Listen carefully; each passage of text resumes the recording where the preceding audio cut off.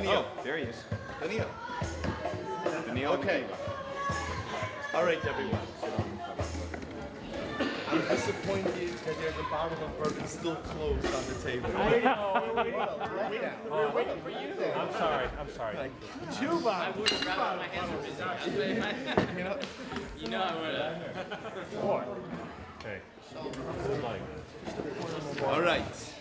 Ketubah. That's good. All right. You know what? Actually, and you know what? I'm gonna borrow that bottle. Oh, perfect. Daniel. Good man.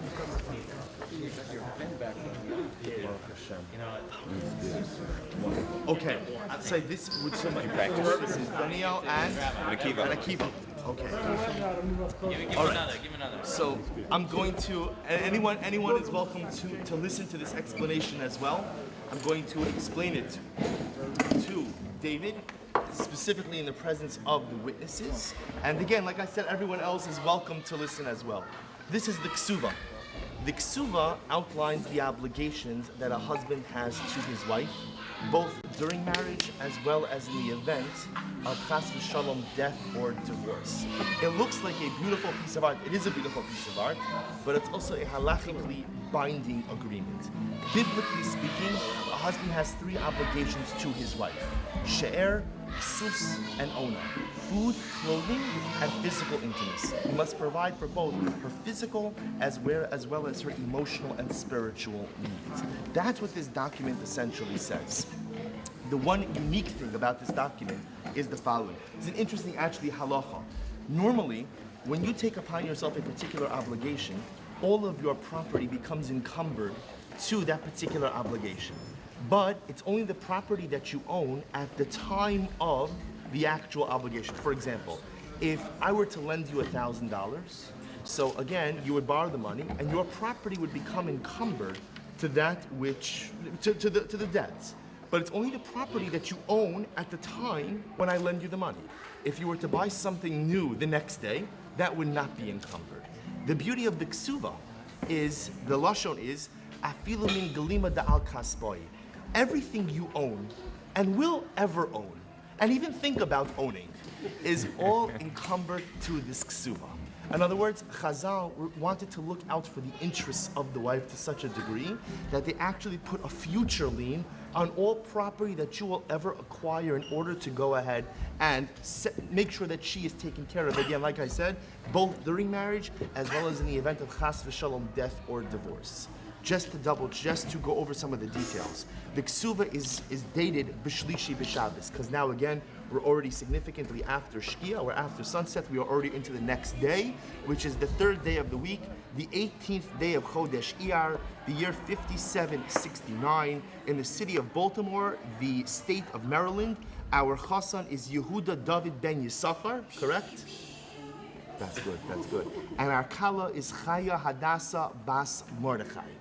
Okay, so you understand, of course, that this document therefore obligates you to care for your wife in every physical, spiritual, and emotional way that she is within your power. You understand that?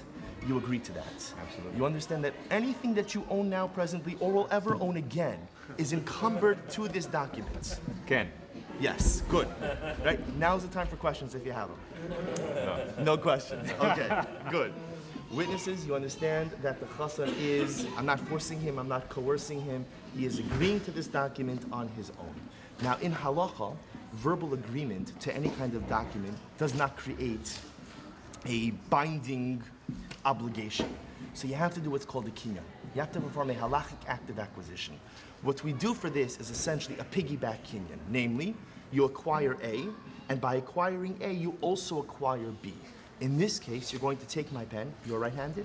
Yes. You're going to take it in your right hand, you're going to lift it up, and by doing so, you technically acquire the pen, and the moment that you acquire the pen, you also acquire all of the obligations that are spelled out in this document.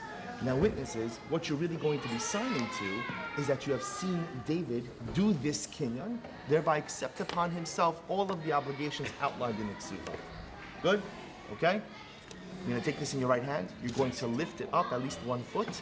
By doing so, again, just to be clear, you acquire the pen, and by extension, acquire all of the obligations spelled out in the Ketubah.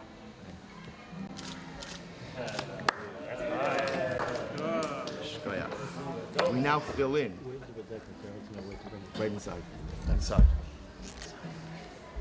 And we're now going to fill in the word vikanina, which means that you have it acquired upon yourself. Now, witnesses, you're going to sign.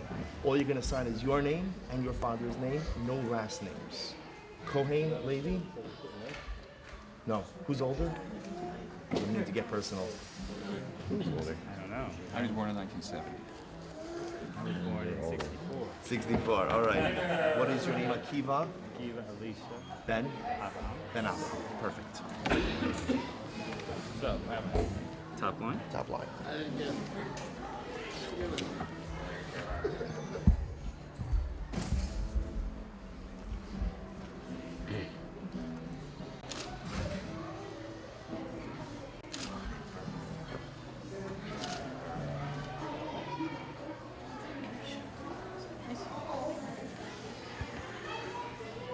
They're there? 1 minute. 1 minute.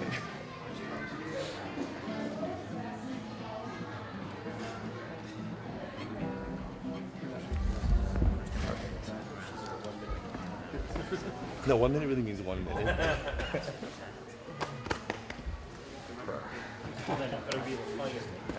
All right, fine, 2 minutes. 2 minutes.